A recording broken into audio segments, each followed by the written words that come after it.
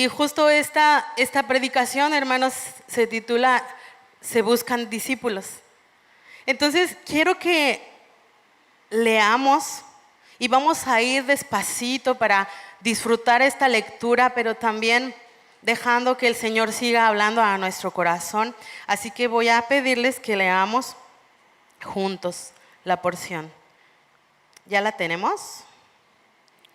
Muy bien, y dice así en el nombre poderoso de Jesús: recorría Jesús todas las ciudades y aldeas, enseñando en las sinagogas de ellos y predicando el evangelio del reino y sanando toda enfermedad y toda dolencia en el pueblo. Y al ver las multitudes, tuvo compasión de ellas, porque estaban desamparadas y dispersas como ovejas que no tienen pastor. Entonces dijo a sus discípulos: a la verdad, la mies es mucha, mas los obreros pocos. Rogad pues al Señor de la mies que envíe obreros a su mies. Gloria al Señor. Y hermano, justo cuando es que el Señor viene a mi vida, no pienses que llegó siendo yo una niña o que fue a través de mis padres que yo escuché y fue instruida en la palabra del Señor. Yo quiero compartirte que el Señor vino a rendir mi corazón cuando yo cumplí 25 años. A mis 25 años es que yo escucho por primera vez acerca del evangelio, ¿verdad? Acerca de que el Señor me ama y de que ha venido a darme salvación.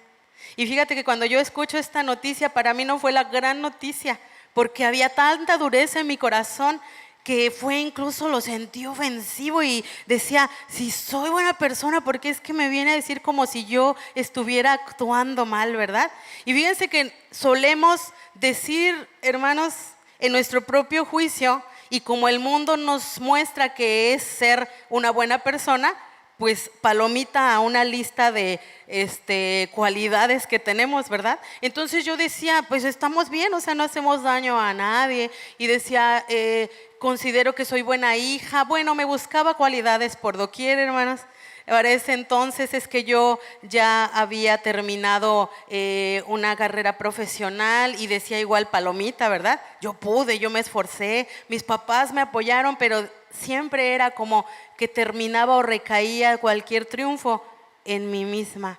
Y fíjate que para ese entonces también yo ya tenía un trabajo en el país con una, ¿cómo decirlo? Como un nombramiento de gobierno, ¿no? Gubernamental. Entonces decía, pues ahora también tengo este empleo, palomita, ¿verdad? Porque ya lo logramos. Y así es que la lista crecía y crecía, hermanos. Pero fíjense que en medio de títulos, en medio de reconocimientos, en medio de decir yo me esfuerzo y vivo para ser alguien, es que no nos damos cuenta, ¿verdad? Que se empieza a levantar un ídolo. Y justo cuando yo escuché acerca del evangelio y que me hablaron acerca de la idolatría, yo decía, palomita, porque ni ídolos tengo. Entonces, hermanos, no me daba cuenta, no era perceptible para mí que el ídolo más grande estaba bien escondido dentro de mi corazón. Y crecía cada vez más, ¿verdad? Se erguía. Pero fíjate que ese tipo de ídolos, hermanos, esos ídolos egocéntricos, es que crecen, ¿verdad? Pero conforme crecen y parece que son tan duros, es que están huecos por dentro. Y fíjate que no fue inmediato que yo logré comprender esto. Tuvieron que pasar 5 años para que yo pudiera comprender. Y en estos 5 años quien llegó a hablarnos del evangelio fue mi hermana a casa. Y no importando que fuese mi hermana, es que ella recibió rechazo de la casa. La casa que era unida, la casa que siempre hablaba de amor, ahora estaba en ataque como si fuera objetivo, ¿verdad? De frustraciones, mi hermana. Así que ella, hermanos, pues ¿qué hizo ante esto? Testificó con nosotros, nos mostró amor. Su amor fue cada vez más fiel, ¿verdad? Porque ella sabía en qué estábamos cegados, pero también le estaba creyendo al Señor que ella y su casa serviríamos a Jehová. Así que esta promesa el Señor le sostuvo, esta promesa para su casa de salvación la hizo perseverar. Gloria a Cristo, porque Él lo hizo, ¿verdad? La hizo perseverar y creer, hermanos, seguir confiando. Y fueron 5 años muy difíciles, porque no era, si no venía el ataque de uno, venía del otro, ¿verdad? Mientras esto sucedía, es que el Señor ya estaba trabajando. Esto es una invitación, hermanos. Si tú has compartido a alguien y a la fecha dice no, o ya incluso anduvo por aquí, ¿verdad? En la alabanza, en un tiempo de adoración, y sigue tal vez como cegado, no te des por vencido, sigue clamando al Señor y sigue creyendo porque Él está trabajando. Y esos 5 años no fueron vanos, hermanos. El ídolo se hizo más grande, pero no estaba victorioso, estaba hueco por dentro. Y bastó ya un toque, ¿verdad?, de gracia de parte de la mano poderosa del Señor, pero llena de misericordia, que vino a quebrantar ese ídolo. Y fue una noche donde Él vino a mi encuentro, donde a través de una alumna a quien yo daba clases, que era mi trabajo secular, daba clases de arte, esta chica me compartía. Pero ¿cuál era tal vez la diferencia? Que ella me iba a platicar historias ahí al salón, ¿verdad? Entonces iba a pintar y mientras yo le enseñaba técnicas, ella me hablaba de sus vivencias en Cristo. Y yo le escuchaba y me parecía maravilloso aquello. Y le decía, tengo una hermana que también es cristiana, ¿no? Muy contenta yo de que mi hermana lo fuera. Y cuando ella me preguntaba, yo no soy cristiana, ¿verdad? Pero esto estaba impactando, hasta que un día esta chica me entregó una carta, y esa carta para mí fue el pase al encuentro con el Señor. Yo llegué corriendo a casa sabiendo que Dios estaba buscándome y que yo le necesitaba. Entonces esa noche fue el tiempo en el que el Espíritu Santo me redarguyó en pecado, ¿verdad? Y que al reconocer mi pecado me llevó ahora hacia los pies de Cristo, donde yo le reconocí mi pecado, donde yo le dije perdóname, y donde le dije algo importante: Señor, yo ya no puedo sin ti, no soy nada, llena este vacío porque ya no quiero vivir si no estás tú. Y fue en ese encuentro, hermanos, donde a veces uno piensa que va directo al castigo y lo que te encuentras es esa misericordia. El Señor me abrazó aquella noche. Yo le dije, si tú estás aquí, solo abrázame. Y Él le plació un abrazo físico, hermanos. No es que siempre lo tenga que hacer así, pero conmigo así le plació, porque conocía mi incredulidad. Él me abrazó, yo no paré de llorar, de estar en su presencia. Pero de ese momento, hermanos, vino ahora esa transformación. Vino esa comezón de oír. ¿Y oír qué, hermanos? La palabra del Señor. Y entonces al escuchar, la fe viene por el oír. Y entonces ya quería escuchar después de rechazar 5 años, y ya quería leer después de no querer nada ni abrir la Biblia, ¿no? Porque Biblias había en casa. Y empezamos en esa búsqueda, empezamos en ese encuentro, en ese enamoramiento. Y mientras esto sucedía, y mientras el Señor sanaba mis heridas, y mientras Él iba llenando y mostrándose a mi vida, es que mostró algo importante, hermano. Es que me mostró que como yo estaba, mucha gente está sin Cristo. Que como yo sentía esos vacíos, como yo tuve alguna vez ese pensamiento de muerte en mi cabeza, muchas personas están sin Cristo. Pero fíjate algo importante, nosotros somos muy afortunados porque tenemos a alguien que ya nos compartió, ¿verdad? Conocíamos, aunque no quisiéramos nada, a un vecino, a un familiar. Habíamos escuchado por ahí una alabanza, o a lo mejor hasta ciertos apodos para la gente que está en Cristo. Entonces eso quiere decir que el evangelio se está expandiendo, y que simplemente yo todavía me di el lujo de decir, no es mi tiempo, o no quiero, o no voy a ser cristiano. Pero ya había alguien que estaba haciendo su trabajo, que era compartirnos el evangelio, las buenas nuevas de salvación. Hermanos, esto hace una gran diferencia entre alguien que puede estar en un lugar del mundo donde no tiene un vecino, donde no tiene un amigo, donde no tiene un familiar, y tal vez nunca ha escuchado el nombre de Jesucristo. Entonces, ellos, hermanos, no es que no tengan necesidades, no es que no clamen, no es que no sean espirituales, porque hay lugares muy espirituales, hablando, ¿verdad?, de una búsqueda, de orar, hablando de entregar adoración, muy espirituales. Pero el problema es que su espíritu está entregándose a algo que no es Dios. Y hermanos, es ahí donde el Señor nos quiere llevar este día. Entonces, de esto que te estoy comentando, ¿verdad?, que pasó conmigo, este impacto de entender que como yo estaba, muchos estaban, a mí empezó a dolerme en mi corazón. Porque yo decía, ¿quiénes son esas personas? ¿O cómo es que uno puede identificar esto? Y sabes una cosa, me llevó primero a lo lógico, me llevó a ver a mis alumnos. Porque de esos jóvenes que yo atendía y que muchas veces hasta yo misma rechacé o exigí sin entender en dónde estaba su problema, es que me hizo ahora no solo el cercana a ellos, sino me daba la gracia para poder dar un consejo, una palabra en Cristo. Y entonces aquellos jóvenes empezaron, ¿verdad?, a querer escuchar, porque yo compartía también la palabra y lo que yo estaba viviendo y de dónde Él me había sacado. Pero después el Señor empezó a ampliar más el panorama, hermanos, y me llevó a una comunidad indígena en México donde tampoco conocían de Cristo. Yo vi ahí, ¿verdad?, idolatría, vi una cuestión de enfermedad y que esa enfermedad era tratada con brujos, vi muchas situaciones y entre ellas la muerte de un pequeñito. Entonces, cuando yo miraba aquel dolor en esa familia y que veía que iban a consolarse en esos ídolos y que este pequeño estaba enfermo por un virus contagiado desde casa por una cuestión de pecado, el Señor me estaba mostrando todo aquello para hacerme comprender algo y clamar por ello.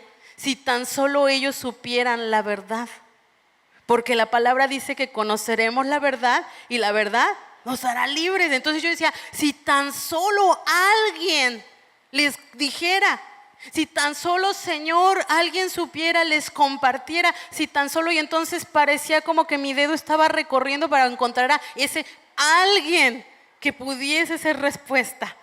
Pero yo no me daba cuenta que esa búsqueda, hermanos, tenía que empezar a apuntar hacia acá. Y cuando empecé a darme cuenta, es que yo dije, bueno, pero yo no, porque yo tengo un año de conocerte, Señor. Yo me rendí a ti a los 30 y como que 30 perdidos, Señor, ¿yo qué voy a hablar? Yo no sé hablar, ¿le suena? Yo no sé hablar, soy un niño, ¿no?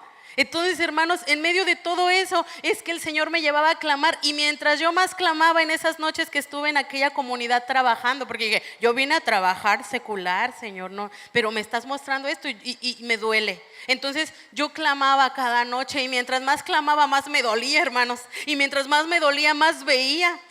Así que cuando yo regreso es que recibimos la visita de un obrero que trabajaba en una etnia mexicana y donde el Señor dijo, tú, ¿verdad?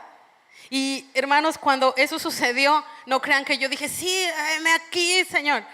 Porque yo lo que tuve en ese momento fue un temor muy grande. Yo dije, mira, Señor, ya no era no solo no sé hablar, ¿verdad? Sino que era de, yo no soy valiente, yo no esto, yo no lo otro. Y después de que yo tenía una lista de cualidades, ¿recuerdan? Ahora tenía una lista de imposibilidades como, Señor, ¿qué no ves? Mira, soy yo, no, creo que te equivocaste. Es que no estás viendo bien, no estás siendo objetivo. Como si el Señor necesitara que nosotros le dijéramos cómo somos o quiénes somos, ¿no? Pero ¿sabes una cosa? Que empezó ahora un proceso donde ya no era por mí, sino era a pesar de mí. Y el Señor empezó a mostrarme, ¿verdad?, que iba a ser Él el que hablara, que iba a ser Él usando mi vida y que Él solo me pedía avanzar, creer en obediencia a Él. Así que así Él nos llevó a aquel país y hermanos, ahora sí vamos a ir a la porción. Mira cómo es que esto no es como que resultó solo en mí o en los que somos llamados, o incluso déjame decirte, no es solo para los llamados a ir a otro lugar. Vamos a ver cómo es que Jesucristo es el primero que empieza y cómo es ver que Él su entrega lo llevó a tal que nosotros no podríamos decir no o hacer que no estamos oyendo o viendo, ¿verdad? O incluso diciendo, no te sirvo. Entonces vamos a ir a la palabra y quiero que pongas atención en el primer versículo. Este primer versículo nos está hablando de un recorrido de Jesucristo. Pero fíjate que dice que está recorriendo todas. Dice ciudades y aldeas, todas las ciudades y aldeas. Enseñando en las sinagogas de ellos y nos va haciendo la descripción de qué era lo que estaba haciendo a través de ese recorrido. Cuando yo llego a esta porción, hermanos, yo me recuerdo que hay otra parte en el mismo evangelio, en el capítulo 4, versículo 23 al 25, donde también se menciona un recorrido donde el Señor está haciendo esto, recorriendo todas las ciudades y aldeas, y menciona que es en Galilea.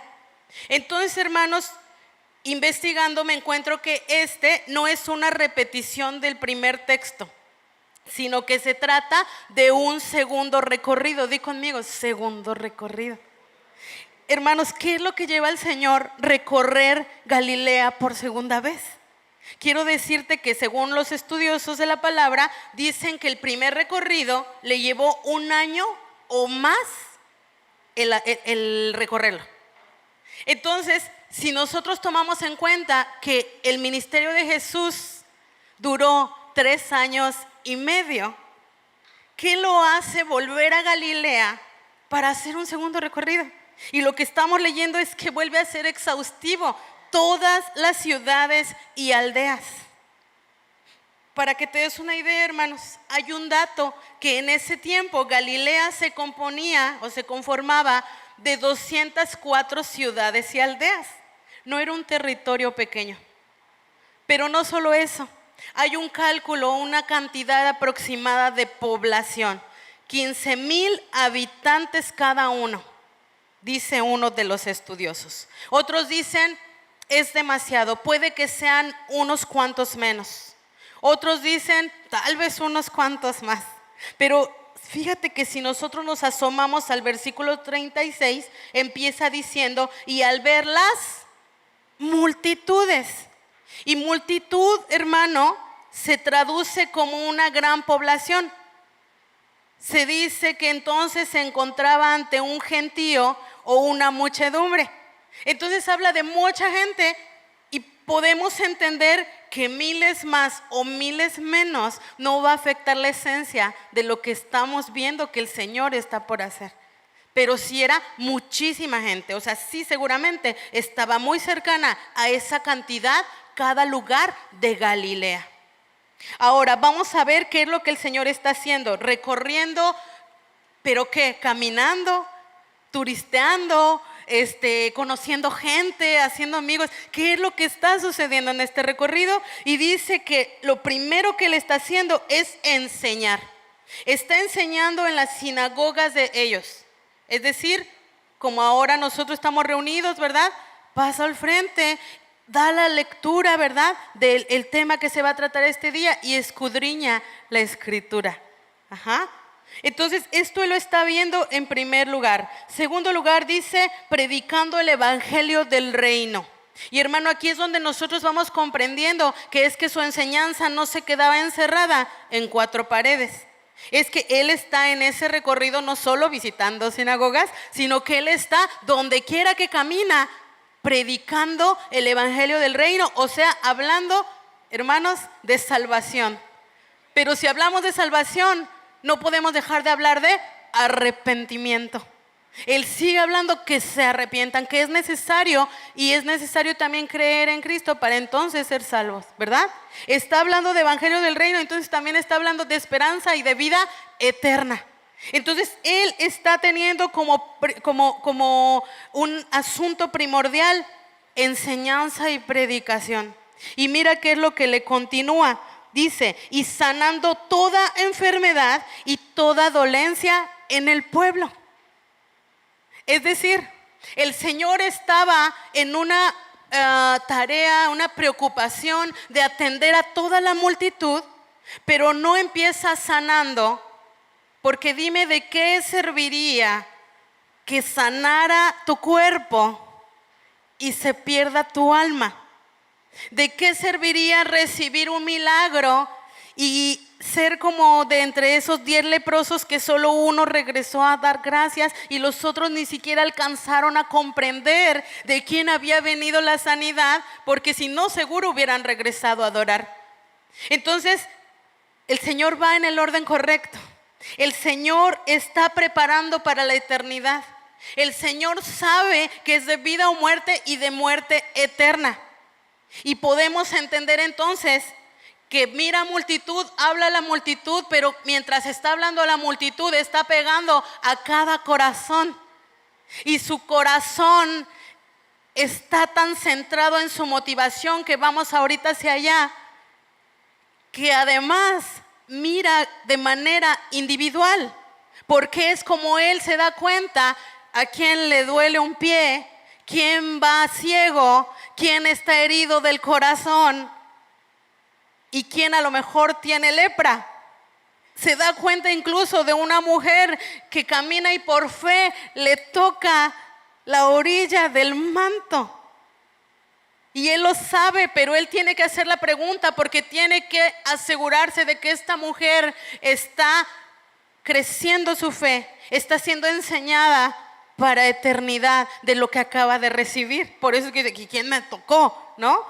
Pero lo que estamos viendo es que el Señor está en una urgencia por cumplir su misión. Y esa urgencia no es aquella como la que tenemos de repente, ¿no? Haciendo tareas cotidianas. Aunque la palabra dice que todo lo que hagamos lo hagamos como para Él, para el Señor, pero a veces es como, ya quiero acabar esto, ya lo quiero entregar, me urge pasar a otra cosa. Me urge hacer la siguiente tarea, los jóvenes, los niños, ¿verdad? Me urge salirme a jugar después de terminar las actividades en escolares. No es esa urgencia la que el Señor está teniendo, hermanos. No es una urgencia de repente de entregar y, ya me quité un peso de encima y lo que sigue. Sino que su urgencia tiene que ver, decía hace un momento, con su motivación, con su motor, con lo que lo está haciendo avanzar hacia su objetivo por el cual Él ha venido a la tierra. Y entonces, hermanos, ¿qué es lo que nos vamos a encontrar también aquí? Nos vamos a encontrar que aún en esa urgencia, Él no está atendiendo a las multitudes, porque no fue la única, ¿verdad? Dice que Él se encontraba ante muchas multitudes en su recorrido. Y esto tiene una lógica, ¿por qué? Porque mientras Él camina y encuentra gente y va impactando corazones y va haciendo milagros entre ellos, también como Él recorre, empieza a recorrerse la fama de su nombre por aquellas áreas. Empieza a hacerse popular su nombre. Se empieza a regar su testimonio, ¿verdad? Y tú te imaginas que es que se ha recibido del Señor el consuelo o la sanidad y va a regresar aquella persona a sentarse a su casa a ver la tele. ¿Qué pasó? ¿Cómo te fue? No, pues bien, y se sigue viendo la tele. ¿Tú te imaginas a alguien que acaba de recibir el milagro y la enseñanza, que era lo que llegaba a hacer? Llegaba a contar, llegaba a testificar, no podía callar. Ese gozo no podía quedarse, ¿verdad?, guardado en su corazón, sino que lo tenía que comunicar. Y a veces, tal vez, aunque no quisiera comunicarlo, imagínate ver llegar al cojo ahí a su área donde vivía y verlo caminar normal, al paralítico, al ciego. Es que alguien tenía que preguntar qué era lo que había sucedido y entonces el otro, pues abrir la boca y platicar, ¿verdad?, lo que sucedió. Entonces entendemos que su popularidad empieza a avanzar. Pero aunque su popularidad empieza a avanzar, fíjate que no cambió la pasión ni la actitud del Señor por lo que Él estaba haciendo como misión. Podemos recorrer las Escrituras y darnos cuenta que Él nunca miró a alguien por debajo del hombro, ¿verdad? Ay, vengan, arréglense las túnicas porque ahora que somos famosos, peínate un poco más, nos van a ver y súbete al templete, ¿verdad? Que no era una situación así la que el Señor estaba forjando en los discípulos, tampoco. No era su objetivo en Él y mucho menos preparar discípulos de esta manera, porque Él estaba en el objetivo claro de lo que Él iba a hacer, pero también de que tenía discípulos. Levante la mano, hermano. ¿Quién es discípulo de Jesucristo? Y gloria a Cristo, porque un discípulo es un seguidor de Jesús. Un discípulo, hermano, por lo tanto se convierte en un aprendiz del maestro por excelencia.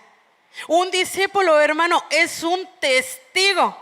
Está mirando, está escuchando, está entendiendo y es que entonces va a ir y contar, ¿verdad? Entonces, Él está formando discípulos. Él está enseñándolos, preparándolos para el tiempo en que Él vuelve al Padre y que ellos van a continuar, decía hace rato, lo que les va a encomendar. Así que, hermano, el Señor está centrado en ese arduo trabajo. Y yo quiero preguntarte algo. ¿Tú piensas que el Señor no se cansaba? ¿Se cansaba o no se cansaba? La palabra del Señor nos dice que el Verbo se hizo carne y que habitó entre nosotros. Y vimos su gloria. Y podemos seguir, es un pasaje hermoso. Pero dice que se hizo carne y no se refiere a una carne de que andaba en la carne pecaminosa. No se refiere tampoco a que dejó de ser Dios, porque Cristo nunca ha dejado de ser Dios. Se refiere, hermanos, justo a esta parte donde Él puede comprender lo que nos sucede como seres humanos, porque Él también se cansaba, porque nos dice su palabra, el versículo más pequeñito de la Biblia dice que Jesús lloró. Entonces si te dicen es que Dios llora, ¿verdad? Sufre por tal. Ay, no sé, no lo he visto. Lee nada más las escrituras. Jesús lloró y lo vieron llorar y lo dejaron en testimonio. Entonces, hermanos, el cansancio en Jesús también estaba por su carne, porque se hizo como nosotros en cuanto a la carne y el hueso, ¿no? Entonces, aunque Él cansado, fíjate que Él sigue atendiendo multitudes. Aún hasta lo alimentó con un milagro de multiplicación.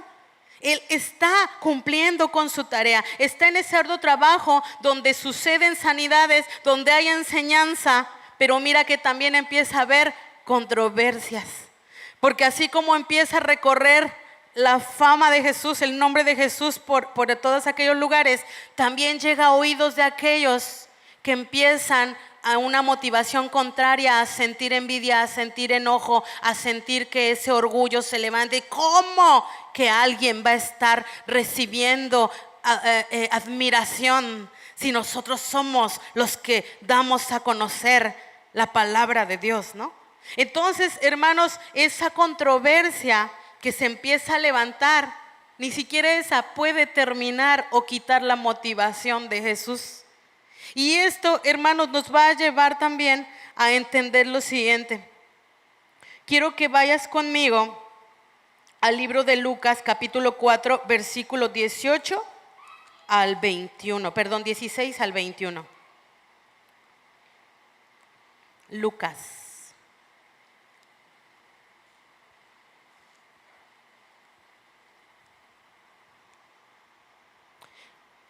Y dice esta porción: vino a Nazaret donde se había criado, y en el día de reposo entró en la sinagoga conforme a su costumbre y se levantó a leer. Ahí está, ¿verdad?, que enseñaba en las sinagogas.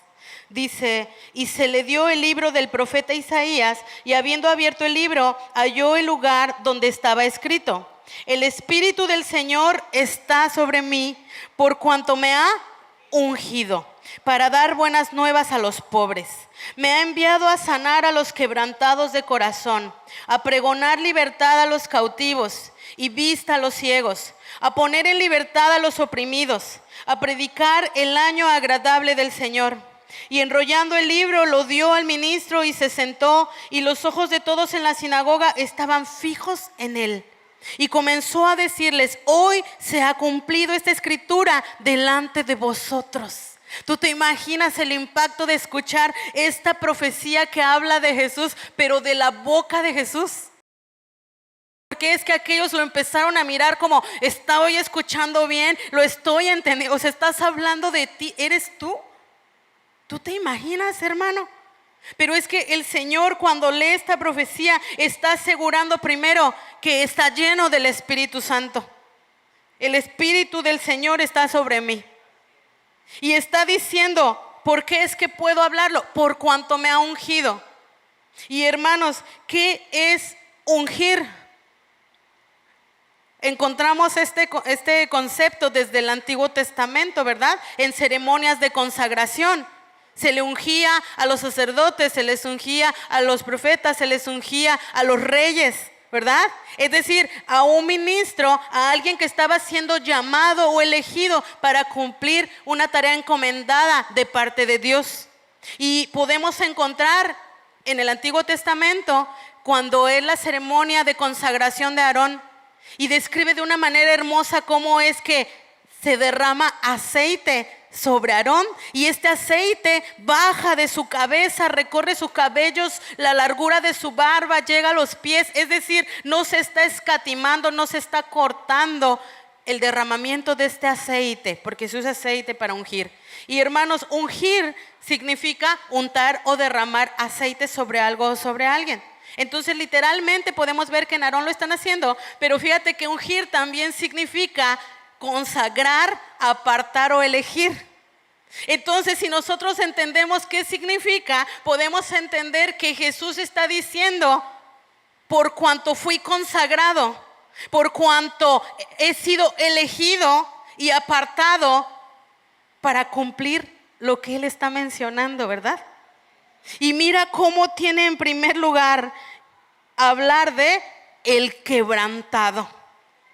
Y estar quebrantado, hermanos, o ser quebrantado es sentirse reventado. No es como decimos en México, como despostillado de un traste que se golpeó poquito, ¿no? No está ligeramente fisurado, sino que está totalmente roto, hecho cachitos. Está reventado, derribado, destrozado. Dice que Él ha venido a aquellos, que Él ha venido a pregonar libertad, que ha venido, hermanos, a quitar la ceguera. Y no está hablando de todo esto que menciono, no está hablando de que solo lo iba a hacer, ¿verdad? Espiritualmente o físicamente, sino de las dos maneras. Porque de la manera en que se derrama el aceite en una consagración, es que Él vino también a darse en totalidad. Y es que el aceite también es símbolo del Espíritu Santo en nuestras vidas, donde Él viene a derramarse de esta manera para consagrar. Entonces, volvemos a nuestro pasaje. Y quiero que me ayudes con algo. Vamos a ir a Mateo desde el 8 y vamos a hacer un recorrido como lo hizo Jesús por Galilea. ¿Se trajeron sus zapatos bajitos? Pues no se preocupen porque lo vamos a hacer así como por lectura rápida. Entonces vamos a ir al capítulo 8 y vamos a leer, hermanos, los títulos de los pasajes, ¿está bien? Desde el 8 hasta llegar a nuestro pasaje de estudio. Dice en el capítulo 8 el primero: Jesús sana a un leproso. Jesús sana al siervo de un centurión. Jesús sana a la suegra de Pedro. Los que querían seguir a Jesús. Jesús calma la tempestad. Los endemoniados gadarenos. Jesús sana a un paralítico. Llamamiento de Mateo. La pregunta sobre el ayuno, la hija de Jairo y la mujer que tocó el manto de Jesús. 2 ciegos reciben la vista, un mudo habla y llegamos a la mies. Entonces, hermanos, mira, lo leímos y me falta el aire, ¿verdad? Ahora imagínate Él andándolo. Imagínate que es que inicia su ministerio, recorre Galilea primera vez, viene el sermón del monte y vuelve a Galilea. Entonces, podemos notar que realmente el Señor tiene aquella mirada fija en lo que nos está diciendo esa profecía. Él sabe a qué ha venido, Él no está perdiendo el tiempo, ¿verdad? Entonces comprendemos acerca de la urgencia de Jesús y comprendemos por qué en su accionar no había algo contrario a su esencia, porque Él, aunque pudiese a lo mejor entender que alguien estaba en pecado, cuando estaba instruyendo, Él no lo estaba atendiendo con un desprecio. Cuando Él estaba tal vez lleno de gente en las filas por venir a Jesús, Él no estaba atendiendo de manera impaciente. Cuando Él los tiene frente a Él y tal vez hay algo que se dice y que es desagradable, Él no está mirando con enfado, pero está hablando de lo correcto. Y podemos ver que en medio de su caminar y de que otros empezaran a hablar mal, empezaran a maldecir, Él no estaba endureciendo su corazón.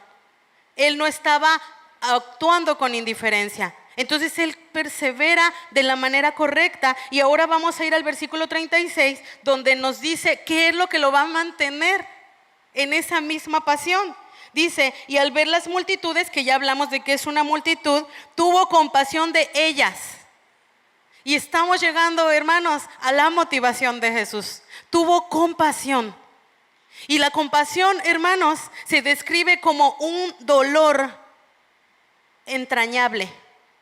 O sea, de las entrañas, de las vísceras.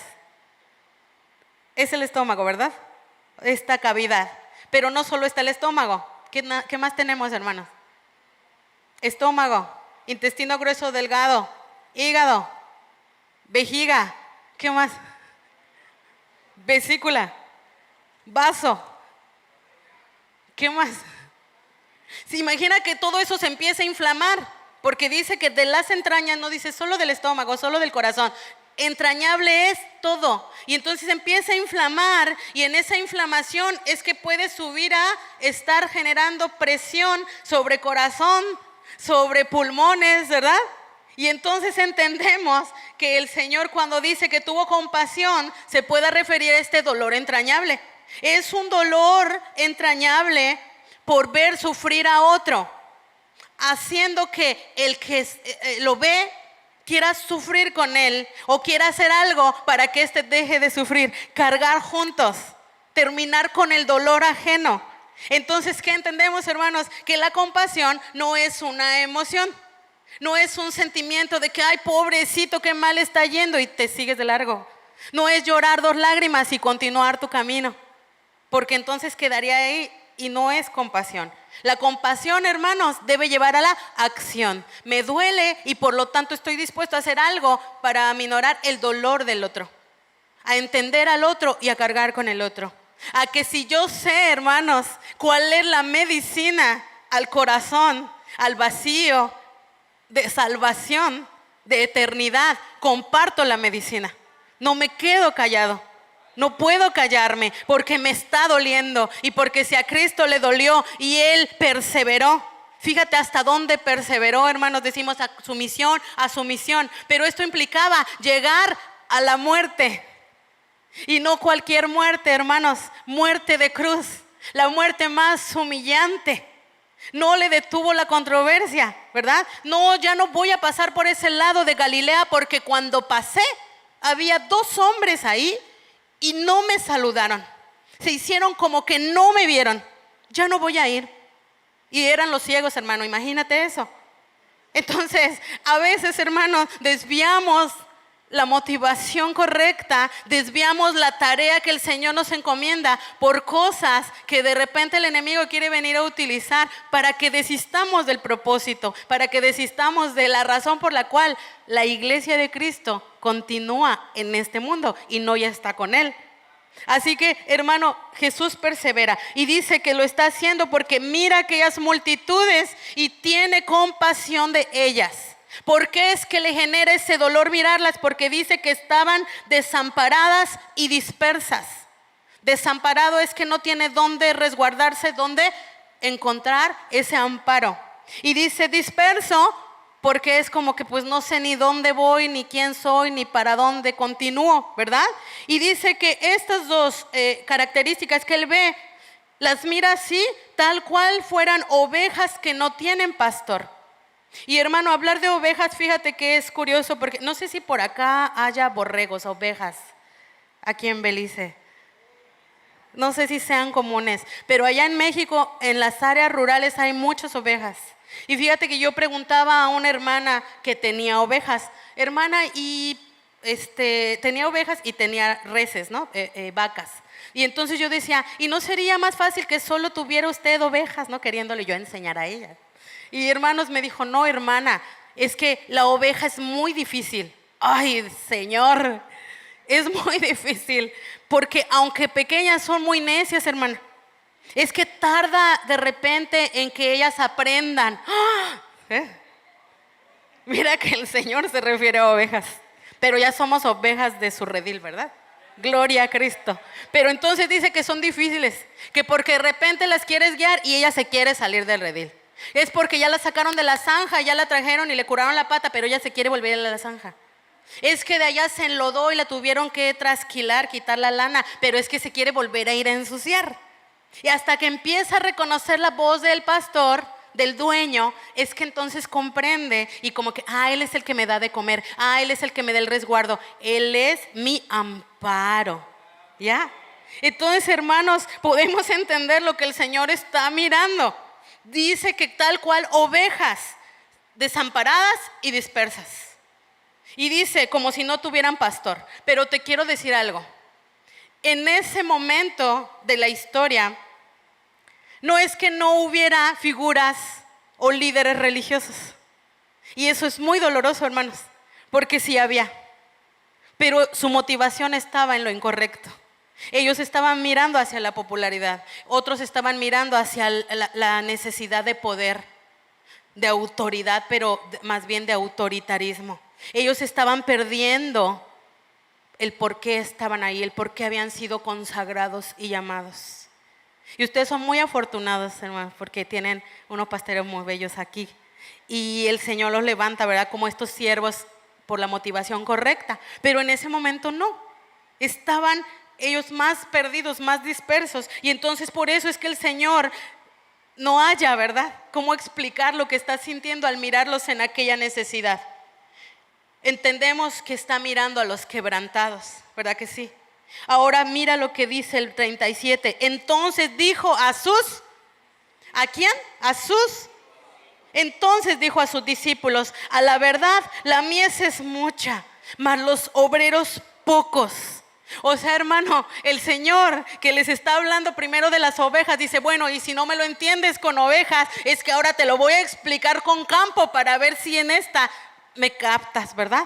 Y ahora les dice: el campo, la mies, la cosecha, ¿no? El fruto, ¿no? Antes de recogerlo, todavía no es cosecha. El fruto es demasiado, pero no hay quien vaya ahí, recoja aquel fruto. No hay quien coseche. Ovejas, ¿verdad? Oveja, necesidad, mies. Pastor, obrero. ¿Ya? Segundo ejemplo, ¿verdad?, del Señor. Y entonces se lo está diciendo ya los discípulos, o sea, los que están conmigo, los seguidores de Jesús, los aprendices del Maestro. Y un discípulo, hermano, no solo se queda ahí, sino que un discípulo, al creer en Jesucristo, el Señor da la potestad de ser hechos hijos de Dios. Entonces el discípulo es un hijo de Dios. Y el Señor se está dirigiendo a ellos con este segundo ejemplo. Y si es que ellos dicen: ah, sí, tienes razón, y se voltean, ¿verdad? Sí está fea la situación, y siguen caminando, el Señor les da una tarea por hacer enseguida. Si ya están entendiendo lo que estoy diciendo, dice: rogad pues al Señor de la mies que envíe obreros a su mies. ¿Se acuerdan que yo les dije que cuando yo vi aquella necesidad en ese pueblo, es que yo iba y clamaba y me dolía cada vez más? Mira lo que el Señor les está diciendo a sus discípulos: rogar, es decir, clama, que te duela, que puedas interceder, que estés en la brecha pidiendo, porque ellos conozcan la cura, porque ellos sepan acerca de Jesucristo, de la salvación y de que tendrán vida eterna, porque si no, van a tener muerte eterna. Entonces el Señor dice rogar, y cuando Él llega a rogar, lo primero que estamos viendo, hermanos, es que los hizo mirar. Mira como yo miro, en pocas palabras. Siente como yo siento, compasión. Mi corazón es compasivo, está diciendo el Señor, y entonces le está diciendo: siente lo que yo siento. Y hermanos, si realmente el discípulo siente lo que siente Jesucristo, entonces va a rogar como el Señor intercede. Y hay una hermosa oración de intercesión de Jesús, donde Él le dice al Padre que pide, ¿verdad?, por ellos, por sus discípulos que están en el mundo, pero que no son del mundo. Y después dice: y ruego, pido también por los que vendrán. O sea, estamos incluidos. Entonces Él está rogando, está clamando, y no les está dejando hacer algo que Él no haya hecho antes. Rogad pues al Señor de la mies que envíe obreros a su mies. Y hermanos, quiero que veas lo siguiente. Estábamos en títulos y dice, después que termina nuestra porción, el título del 10, léelo conmigo: elección de los 12 apóstoles. O sea, de todos sus seguidores, de todos los que ya eran hijos de Dios, dice que de ahí Él eligió a sus 12. Y hermano, ¿te acuerdas que hablamos de la consagración? Por cuanto me ha ungido, dijo el Señor, ¿verdad? Pero dijimos que ungir es elegir, ¿sí o no? elección de los 12 apóstoles, es decir, el apartado que hizo para sus 12, la consagración de esos 12, llenos del Espíritu Santo, llenos de ese aceite derramado, ¿verdad? Y vamos a ver para qué. Vamos a Mateo, o ya estamos en Mateo, pero vamos a final de Mateo, capítulo 28, y leamos del 16 al 20. Dice así: pero los 11 discípulos se fueron a Galilea. Fíjate una cosa, el Señor ya fue crucificado, el Señor ya resucitó, les ha estado apareciendo, recordándoles lo que Él ya había enseñado y dando todavía algunas instrucciones porque está a punto de ascender. Pero es en ese momento donde Él los cita y dice que es en Galilea, fíjense, donde Él recorrió, ahí es donde los cita, en el monte donde Jesús ordenó. Y cuando le vieron, le adoraron. Y mira lo que procede. Pero algunos dudaban. Y Jesús, Él está viendo que unos adoran y que otros dudan. Y Jesús se acercó y les habló diciendo: toda potestad me es dada en el cielo y en la tierra. O sea, no hay motivo para dudar cuando ustedes ya vieron mi poder y autoridad sobre lo que quieran, ¿verdad? Y dice: por lo tanto, id y haced discípulos a todas las naciones, bautizándolos en el nombre del Padre y del Hijo y del Espíritu Santo. Pauso aquí. Discípulos. Esta es la tarea, es la gran comisión dada a sus discípulos. Entonces dice que vayan y hagan discípulos solo a los vecinos, solo a su nación, solo a su continente. Dice a todas las naciones. Hay otra porción donde habla de lo último de la tierra. Hay otra porción donde podemos encontrar que en Apocalipsis, ¿verdad? Va a ser ese encuentro de donde se escuche toda lengua, toda etnia, toda nación. Entonces el Señor tiene un plan global. Y gloria al Señor porque nos ha incluido. Porque sus ojos recorren toda la tierra.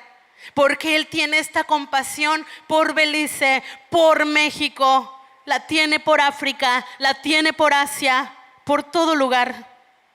Y entonces Él está diciendo que vayamos y hagamos discípulos. Y dice que los bauticemos en el nombre del Padre, del Hijo y del Espíritu Santo. Pero también dice enseñándoles que guarden todas las cosas que os he mandado. Hay que discipular. Hay que compartir, evangelizamos, pero hay que discipular. Porque ¿cómo sabremos entonces qué es discípulo? Y dice después: y he aquí, yo estoy con vosotros todos los días hasta el fin del mundo. Amén. Deja la tarea. Hablaba hace rato de alumnos, de maestros, ¿verdad? Y de que yo de repente fui una maestra dura. Pero Él no es un maestro duro.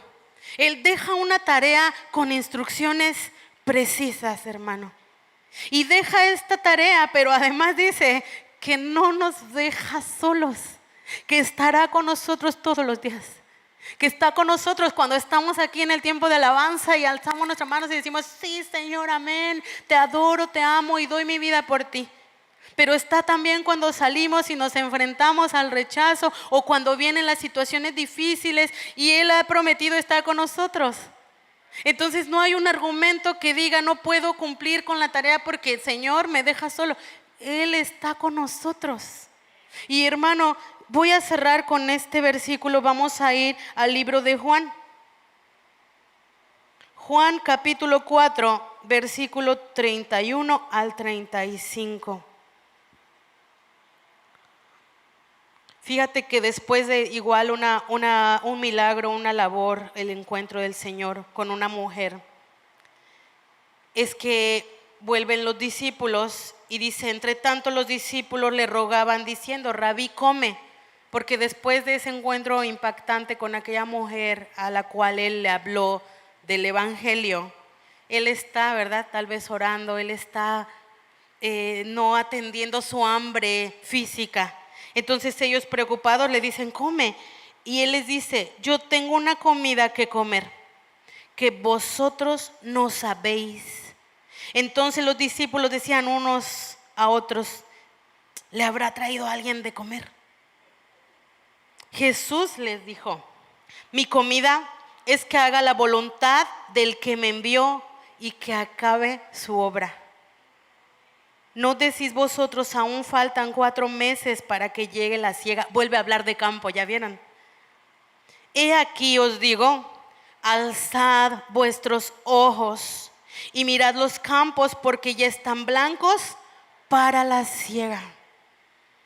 Así que quiero que te pongas de pie, hermano. Y vamos a orar al Señor.